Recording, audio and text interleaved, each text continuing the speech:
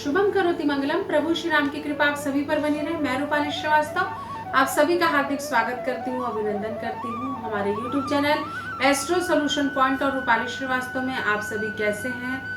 आशा करती हूँ कि आप सभी प्रसन्न होंगे, खुश होंगे, अपने जीवन में सुख समृद्धि की कामना करते हुए निरंतर आगे बढ़ने का प्रयास कर रहे होंगे। आप सभी को ढेर सारा आशीर्वाद, शुभकामनाएं और आप अपने जीवन के पथ पर आगे बढ़ें, ऐसी मेरी मनोकामना है। तो चलिए चर्चा करते हैं कि जून के दूसरे सप्ताह आपकी राशियों के अनुसार आपका समय कैसा निकलने वाला है। हर व्यक्ति के मन में यह जिज्ञासा रहती है कि मेरा आने वाला दिन कैसा निकलने वाला है, मेरे साथ क्या अच्छा और बुरा हो सकता है। तो अगर हमें पहले से पता रहे कि अगर हमारे साथ कुछ अच्छा या बुरा घटने वाला है तो हम सावधानी पूर्वक उन चीज़ों से बाहर आकर अपनी चीज़ों को सुधार करने का प्रयास कर सकते हैं।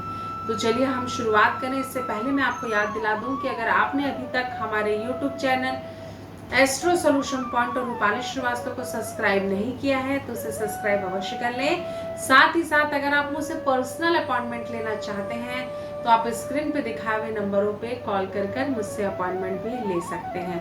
तो चलिए चर्चा करते हैं कि मेष राशि वाले जातकों के साथ जून के दूसरे सप्ताह क्या क्या होने वाला है। तो सबसे पहले तो आपको अपने स्वास्थ्य पर लापरवाही नहीं करना है। आय से अधिक व्यय होने के कारण आपके मन में बहुत सारी समस्याएं आ सकती हैं कि आप कैसे मैनेज करें। साथ ही साथ जीवन में लगातार आगे बढ़ने के लिए आवश्यक है कि मैनेजमेंट के साथ जीवन में आगे बढ़ें, व्यय बिल्कुल भी ना करें।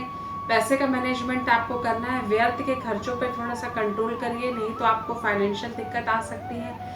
साथ ही साथ अपने स्वास्थ्य के प्रति बिल्कुल लापरवाही मत करिए। निगेटिव विचार अपने मन में मत लाइए। पॉजिटिव सोच के साथ जीवन में आगे बढ़ेंगे तो आप अपनी समस्याओं से बाहर आ जाएंगे।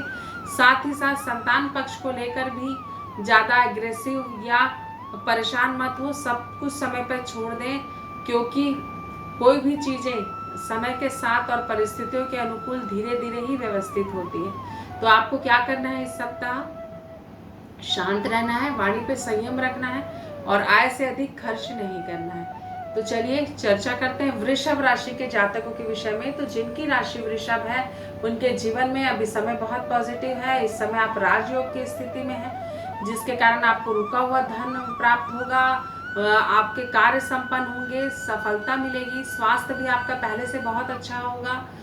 कई दिनों से स्वास्थ्य की जो समस्याएं चल रही थी उसका भी समाधान आपको प्राप्त होगा। साथ ही साथ जीवन में आगे बढ़ते रहने के लिए आपको यह आवश्यक है कि निरंतर प्रयासरत रहना ज़रूरी होता है। जब हम प्रयास करते हैं तो देखिए हर बार हर प्रयास में सफलता मिले ज़रूरी नहीं होता, लेकिन प्रयास से हमें अनुभव तो प्राप्त होता ही है। तो निरंतर प्रयास करते रहें, आपको सफलता अवश्य मिलेगी। आप अपने जीवन में अपने टारगेट को अचीव करेंगे और सुख समृद्धि के साथ आगे बढ़ेंगे। साथ ही साथ संतान पक्ष को लेकर भी काफ़ी पॉजिटिव रहने वाले हैं। तो चलिए चर्चा करते हैं मिथुन राशि के जातकों के विषय में। तो जिनके राशि मिथुन है उनके जीवन में भी जून के दूसरे सप्ताह काफ़ी अच्छा समय रहेगा। आपका समय आप इंजॉय करेंगे, आपके मन में काफ़ी प्रसन्नता रहेगी। अपने टारगेट को अचीव करने के कारण भी आपकी सामाजिक ख्याति बढ़ेगी और अचानक आपको धन की प्राप्ति भी हो सकती है, नवीन आभूषणों की भी प्राप्ति हो सकती है। साथ ही साथ आपके मन में प्रसन्नता रहेगी।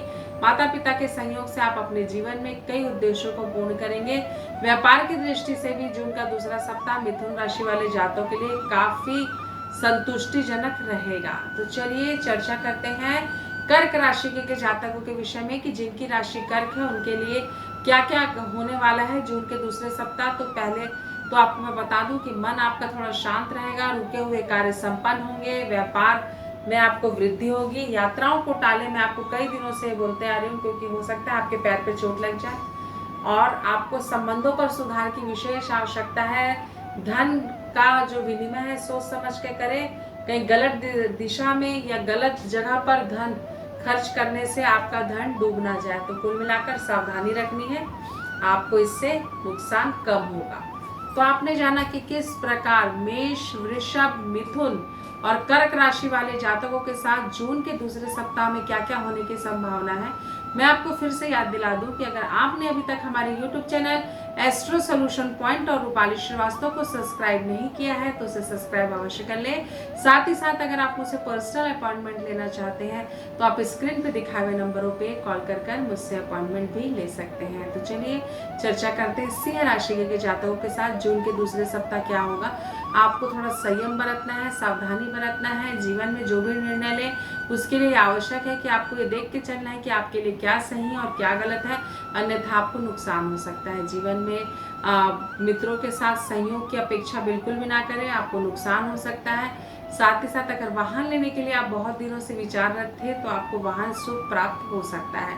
तो चलिए चर्चा करते हैं कन्या राशि वाले जातकों के साथ जून के दूसरे सप्ताह क्या क्या होने की संभावना है। तो आपको लाभ होगा। बहुत दिनों से जो आपके स्वास्थ्य में समस्या आ रही थी उसमें आपको काफी सुधार होगा। अपने प्रियजनों के साथ आप अपना समय व्यतीत करेंगे जिससे भी आपके मन में प्रसन्नता रहेगी। रुका हुआ धन आपको प्राप्त होगा और आपके परिवार के लोगों के साथ आपके संबंधों में सुधार होगा।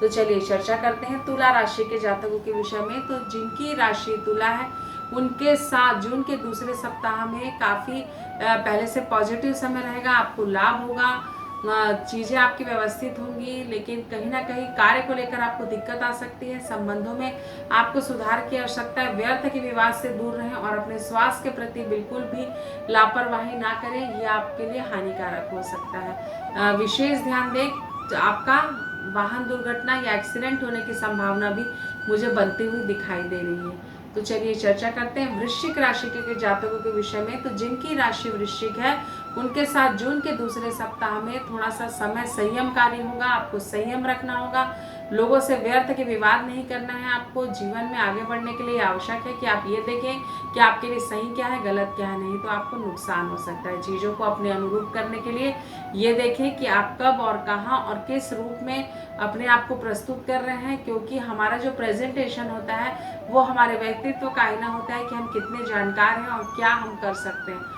लोगों से संबंध सुधार के लिए ये आवश्यक है कि आप अपने व्यक्तित्व को थोड़ा पॉजिटिव डायरेक्शन की तरफ ले जाएं, जिससे आपके संबंधों में सुधार होगा और आपका पारिवारिक जीवन पहले से श्रेष्ठ होगा। कार्य की दृष्टि से समय सामान्य है।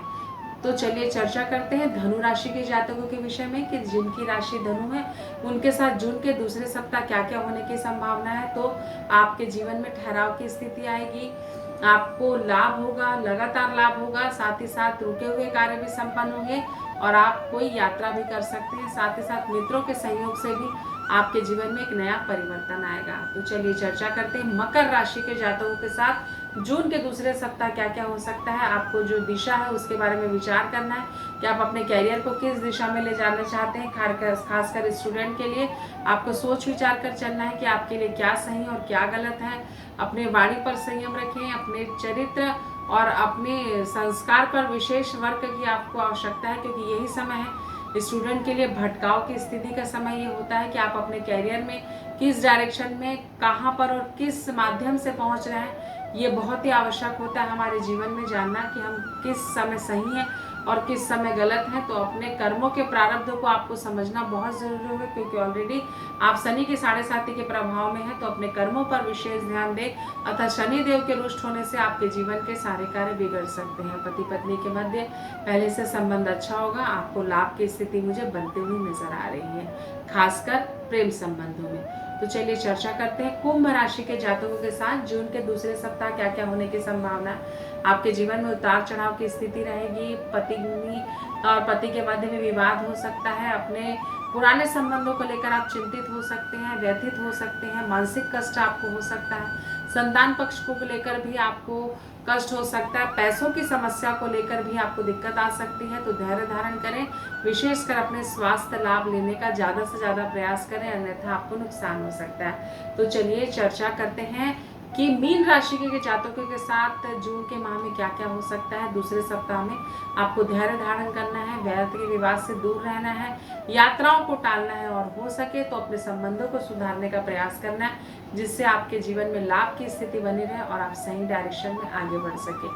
पैसों का लेन देन अभी बिल्कुल ना करें, क्योंकि शनि के 7.5 की ढैया के कारण आपका कोई भी कार्य अभी आपको गलत डायरेक्शन में ले जा सकता है। तो आपने जाना कि जून के दूसरे सप्ताह आपकी राशियों के अनुसार आपके साथ क्या क्या होने की संभावना है।